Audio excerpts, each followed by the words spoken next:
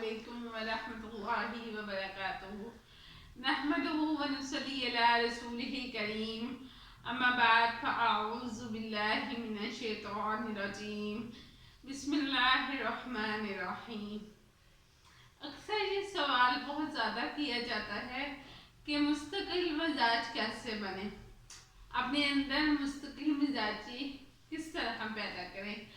जब ज़्यादातर लोग दीन की तरफ राग़िब होते हैं, दीन की तरफ आते हैं, तो पुरानी आदतें, पुराने गुनाह, पुराने तरीके या पुराने रस्म रिवाज जिनमें वो गिरे हुए थे, उन्हें छोड़ना उनके लिए मुश्किल हो जाता है। फिर एक सवाल उठता है कि हम इस रास्ते पर कैसे चलें, हम अपना माइंड चेंज कैसे करें, हम एक चीज़ को लेकर किस तरह चल सकते हैं।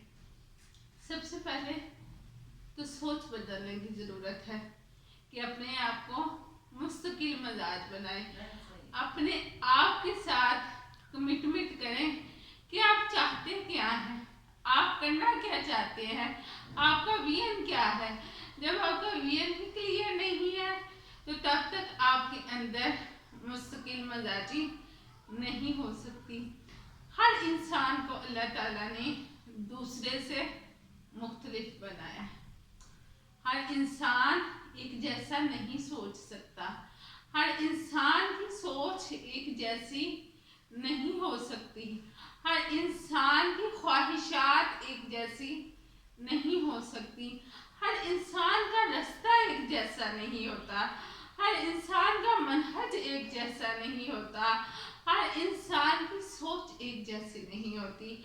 लेकिन जब हम बात करते हैं दीन इस्लाम की, तो हर मोमिन, हर मुसलमान का रास्ता भी एक है, हर मुसलमान की मंजिल भी एक है, हर एक इंसान की सोच भी एक ही होनी चाहिए।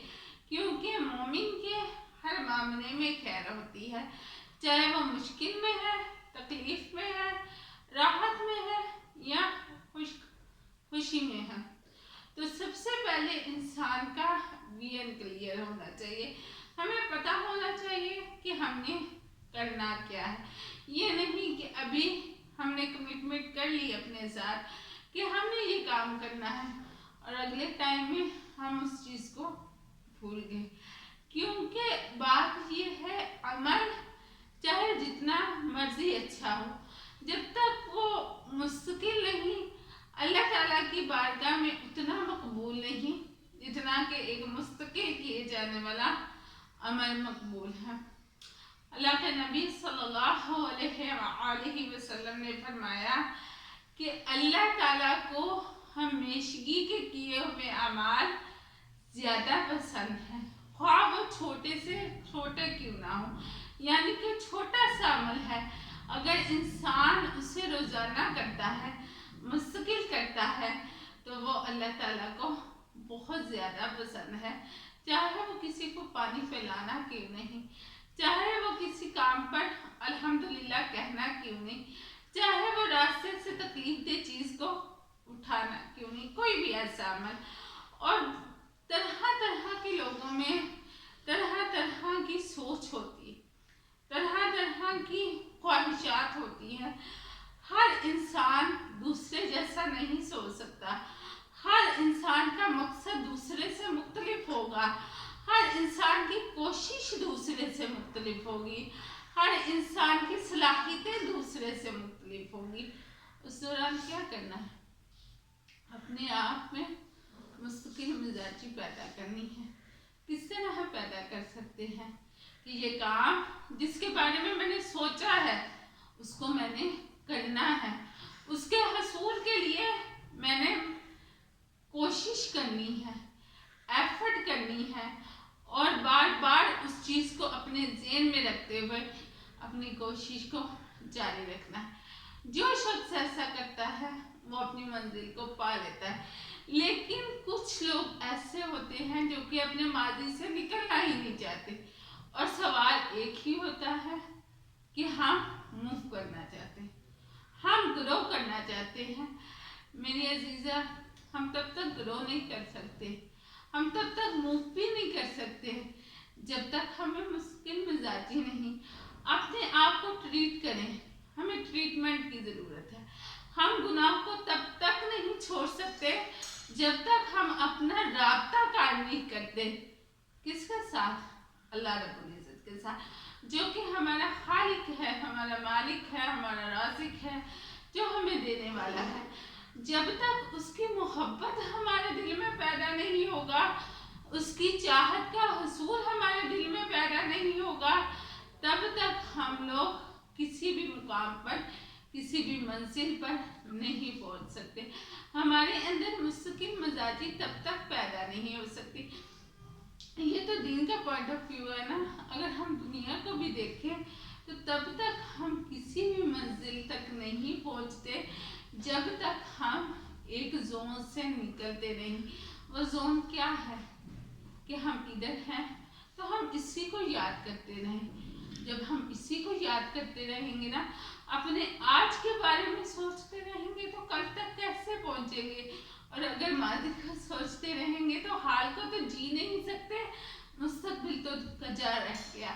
تو جب آپ جنت کا حصول چاہتے ہیں، آپ اللہ کی خوشنودی چاہتے ہیں، آپ اللہ کی رضا چاہتے ہیں، آپ اللہ کی محبت چاہتے ہیں، آپ اللہ کے پسندیدہ بننا چاہتے ہیں، آپ دنیا میں سکون چاہتے ہیں، آپ رزق میں برکت چاہتے ہیں، آپ اولاد فرما بردار چاہتے ہیں، آپ والدین کی دعائیں چاہتے ہیں، تو اس کے لیے اپنے آپ کو بدلیے.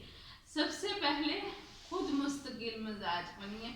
صرف باتیں ارادے کچھ نہیں جب تک ان کا عملاً اظہار نہ کیا جائے، کیونکہ عمل سے زندگی بنتی ہے، جنت بھی جہنم بھی. کیونکہ عمل ہی ثابت کرتا ہے کہ ہماری منزل خواہ جنت ہے خواہ جہنم. اکثر لوگ یہ کوشچن کرتے ہیں، مجھ سے کسی نے کوشچن کیا کہ ہم بے لوث سے بات کیوں نہیں کرتے. بے لوث مطلب کہ جنت دوزخ کا تصور کیا، وہ عبادت کیا جو لالچ کے لیے کی جائے. دیکھیں ہم ایک انسان ہے، ٹھیک ہے، ہمیں اللہ رب العزت نے پیدا کیا. ہمارا پیدا کرنے والا رب تعالی ہے. ایک انسان ہے، وہ کوئی چیز بناتا ہے، کوئی بھی ٹیکنالوجی، موبائل فون، لیپ ٹاپ، کچھ بھی، وہ اس کی خامیوں سے بھی آگاہ ہے، اس کی خوبیوں سے بھی آگاہ ہے. وہ جانتا ہے کہ اتنی دیر کے بعد اس چیز کو چارجنگ کی ضرورت پڑے گی، اتنی دیر کے بعد یہ چیز ایکسپائر ہو جائے گی. لیکن اللہ تعالیٰ نے ہمیں پیدا کیا. اللہ ہماری خامیوں سے بھی وابستہ ہے، ہماری خوبیوں سے بھی واقف ہے. ٹھیک ہے، اللہ تعالیٰ کو پتا ہے کہ ہماری ضروریات کیا ہے، ہماری نیڈس کیا ہیں، ہم نے کس چیز کو فالو کرنا ہے، کس چیز کو ہم چھوڑ دیں گے، وہ اس چیز سے واقف ہے.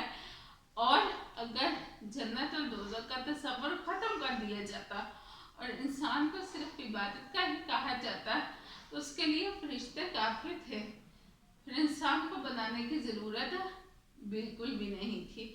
دوسری بات یہ کہ اگر جنت اور دوزخ کو ختم کر دیا جاتا، اس کا تصور ہی کوئی نہ ہوتا، تو کیا انسان عبادت کرتے، کیا انسان گناہ کرتے؟ پھر تو جینے کا کوئی مقصد ہی نہیں تھا، پھر دنیا کا کوئی مقصد ہی نہیں تھا. سمپلی سی بات ہے کہ انسان جب امتحان دیتا ہے تو اس کے لیے پریپریشن کرتا ہے، پھر وہ امتحان دیتا ہے، پھر اس کا رزلٹ آتا ہے. یہ دنیا بھی دارالعمل ہے، اس میں ہم ایگزام دے رہے ہیں، اس کا نتیجہ ہمیں آخرت میں ملے گا. اور اس آخرت کو سنبھالنے کے لیے ہم لوگوں کو تھوڑا سا سنسیئر ہونا پڑے گا، اپنے اندر مستقل مزاجی پیدا کرنی پڑے گی. صرف ارادوں سے، باتوں سے ہم کیسے یہ کریں، یہ چیز کیسے ہوگی، صرف اور صرف اپنے اندر وہ کیپیبلٹی پیدا کریں کہ ہم نے اس طرح کرنا ہے اور ہم کر سکتے ہیں، تو ہم وہ چیز کر لیں گے. اور جس چیز کو ہم کرنا چاہیں وہ ہم کر بھی لیتے ہیں. مستقل مزاج بننے کا سب سے اچھا نسخہ یہ ہے کہ اپنی ماضی کی غلطیوں سے سبق حاصل کریں، اپنے حال کو اپنا ماضی نہ بننے دیں اور اپنا مستقبل اپنے حال سے بہتر کریں۔ اور ایک مومن کا مستقبل، ایک مومن کا حال، ایک مومن کا ماضی اللہ کی اطاعت میں گزرنا چاہیے۔ اگر ماضی داغدار ہے تو حال کو بہتر بنانے کی کوشش کریں، اگر حال میں کمیاں ہیں تو مستقبل کے لیے کوشش ہونی چاہیے کہ رب کا پسندیدہ بنے۔ وآخر دعوانا ان الحمدللہ رب العالمین۔